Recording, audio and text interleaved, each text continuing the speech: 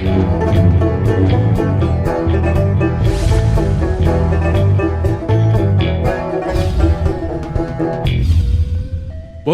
I'm the DeadwoodJedi. This is another Raid Shadow Legends video. We are actually on the free-to-play today, and I got this comment on my last free-to-play video, and I realized this is a perfect comment to go on a video topic about. So let's talk about who do you rank up, which one you 6-star next, what your thought process should be as far as champions you need for your account.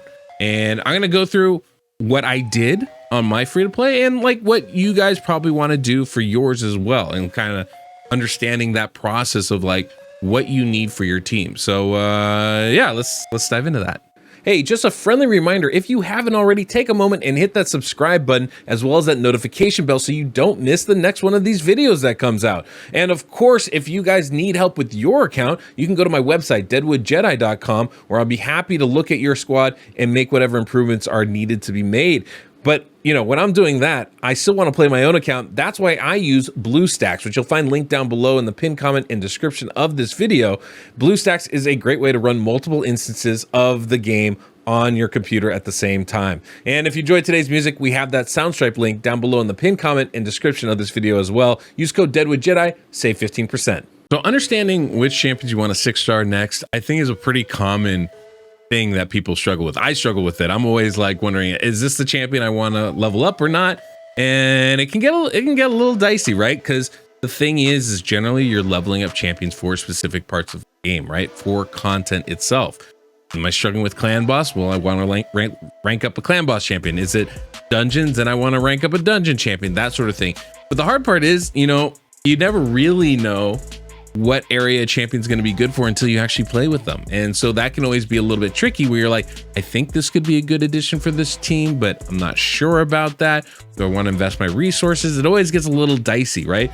And once you start throwing in things like books, that can get even more complicated. So part of this understanding of who am I going to 6-star next has to do with what area of the game am I struggling with. So let's first talk about the areas of the game. What's going to be the most important thing to prioritize? Well, the number one thing, absolutely number one thing, is campaign. Campaign has to be the most important thing, right? You really want to be able to complete all of Brutal. You want to be able to farm Brutal 12-3. If you can farm 12-3, you're going to be in a pretty solid spot to begin with, right? That's 100% a place to begin. So what do we want to do? I want to be able to bring in one champion. Like for me, I have Rhonda, and I want to bring in one champion that can solo farm this, because once I do that, then I can bring in 3 other champions and they can level up food along the way. Now, doing campaign farming is very vital, especially in the early game, because it's the easiest place to get experience. It's an easy place to get some extra silver as well. And so that can become really, really valuable for you. But, it's hard early on. Sometimes you'll have to duo it as opposed to solo it until you get your champion strong enough and you have the gear for that. This is one of the reasons why a lot of people will swear by having a 6-star champion or having a solo farmer for things like dungeons. Because when you do that, not only are you able to get gear for your champions in it, but you're also able to get the leveling up process as well. So, for an example, we just had that 3x for a speed event going on, and I did a lot of that. Wouldn't it be great if while I was doing that, I could have been leveling up champions as well? So instead of me having to make this decision, do I spend my resources and energy on getting better gear, or do I spend it on leveling up champions that I need? I could do both at the same time. That's kind of the idea behind it. And that's one of the reasons why it's such a valuable approach to things, is doing those solo champion farms. So when you're free to play, especially, that can be even more valuable. A lot of higher, if you're a pay to win player, you're just looking for the fastest teams. You don't care about necessarily doing both at the same time. That's not as much of an issue. But for free to play, where you're trying to save your resources, really utilize them as well as you can, being able to not only farm a stage but level up food while you're doing that can be extremely valuable. And so that's one of the reasons why there's so many So many people are like, you know, can I solo with this champion? Becomes really helpful if you can solo spiders, solo dragon, those two especially. It becomes a lot easier because those are ones that you're going to be farming a lot generally, especially earlier on in this game. We need accuracy, we need speed. Both those sets are in dragon. Everybody needs accessories all the time. So being able to farm those two stages especially can be extremely, extremely valuable. I can't do that. So, you know, joke's on me, I guess. But, you know, if you're fortunate enough to have a champion that can do those things, that can become a real big boon. So that's the first thing. You want to get that solo farm champion. And that generally is going to mean you're going to want a damage dealer, right? Your starters can do this. So I began with Elhain. Definitely if I had ranked up Elhain to 6-star, I could solo farm the campaign, and that would be fantastic for me. And that would have worked really well. But I also, of course, started with Rhonda, and I knew Rhonda would be better long-term for my account. So that was who I 6-starred first. Now, this is all early stuff. You can watch my free-to-play to go watch me talk about that for, you know, I don't know. I probably must have talked about that for like a month or if not longer. Which one should I have been 6-starring, right? Question then becomes, who's next on the team? Who's the next person we're 6-starring? And generally, you're going to want to go with a, you know, I guess early on in this game, kind of just go with your next best champion is really what you do.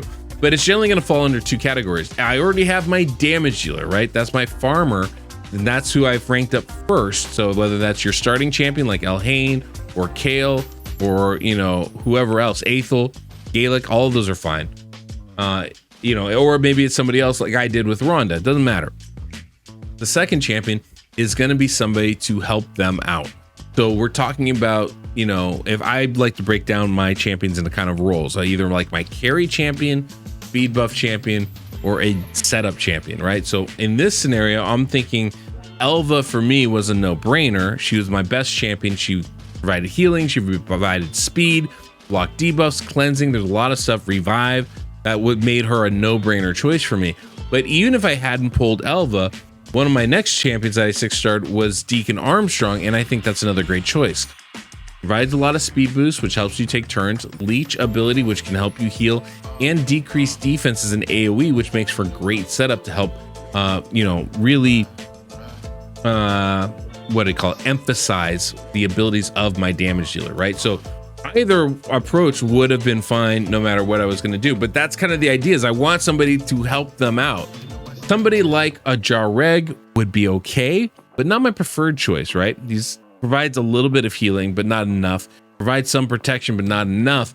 And doesn't provide any damage. So like someone like Jareg is not someone I would necessarily choose, or Venomage, even Deliana. These are all fine champions, but they're not ideal. What I really want is a carry, right? A Silva Drake. I want my Elva in there. I want somebody that's going to be able to keep my damage dealer alive. And if I can't have that, then I want my setup champion, my Madam Saris, my Deacon Armstrong, somebody that's going to make them hit harder and destroy the enemy. A CC champ can kind of do similar things in that vein. Someone that provides provoke. Molly would have been an excellent choice here. Those are always options as well. Ugo would have been a good choice for this kind of a role. But these are all different kind of possible champions that I would be looking at.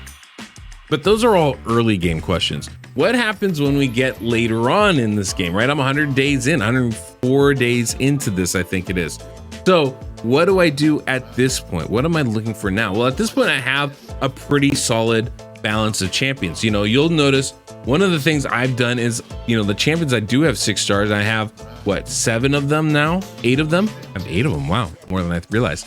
But they all provide a little something different. And I think that's important, is you want to try and fill as many roles as you can for the content you're doing, right? Obviously, Rhonda, big time damage dealer. You'll notice my only damage dealer so far. You'll see Elva here. She's my healer, right? My carry, my cleanser. She does so much for my team. Reviver. Deliana obviously provides block debuffs, right? Provides some damage, some counterattack. There's some interesting things with her. I was using her primarily for Spider. I've actually kind of outgrown her a little bit until I can get her booked. I'm not sure where I'm going to use her next. I stole her gloves, for example, but she does provide some utility for me. I've got Jareg here, you know, ally protection, increased defense, some healing, decreased attack. These are all useful abilities to have. Deacon Armstrong, as I said, turn meter boost, decreased defense. I've got Venomage for my poisons. That's always really nice to have a poisoner on your team. Valerie's purely for clan boss, right? Not really using anywhere else. Jizzo purely for Hydra, not using anywhere else, you know, with the provoke that he brings and being able to designate a resistance target. So they all provide a little something different.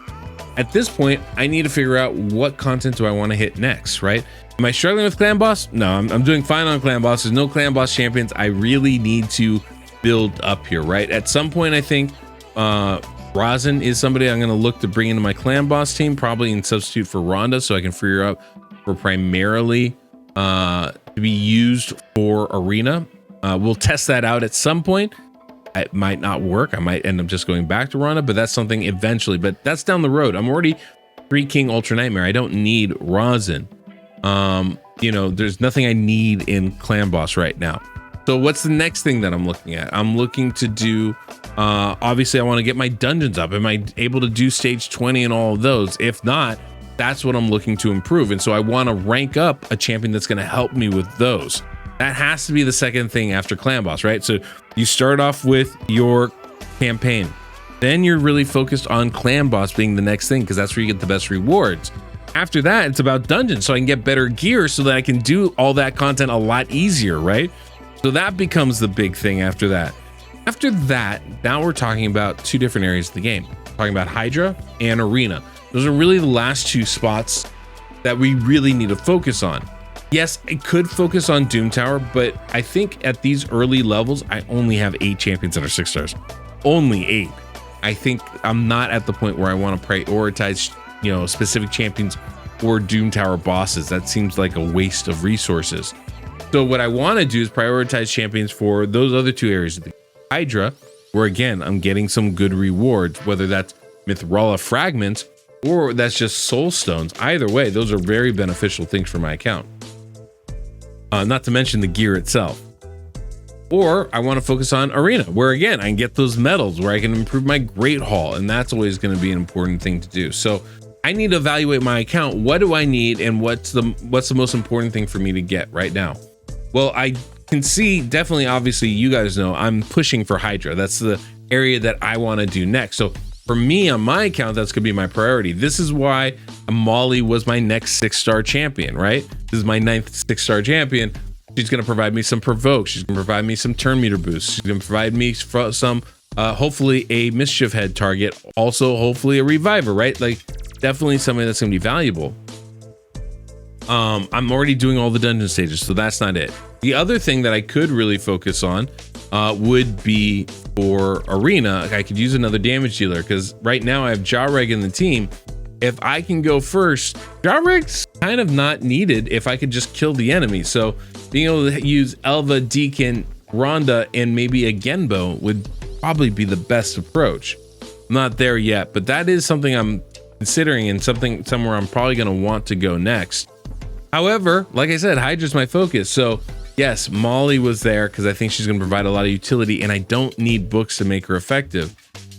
The next one is going to be Royal Guard, because he can actually do damage against the Hydra boss, unlike every other champion I have on my team, just a whole different level.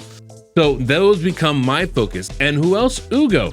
Ugo's another champion that I'm bringing into Hydra consistently. Again, that's somebody I can actually bring into Arena as well if I need to bring in somebody else. So that becomes my balance there. Is like, what is it I'm looking for? After that, probably Razzlevarg is another champion that I think is going to be really good for Hydra and will provide me options depending on the affinity of the heads, depending on, you know, what I'm facing. And he just might make, you know, hitting higher stages a lot easier with that increased accuracy buff. So these are all the things that I'm considering as far as leveling up champions.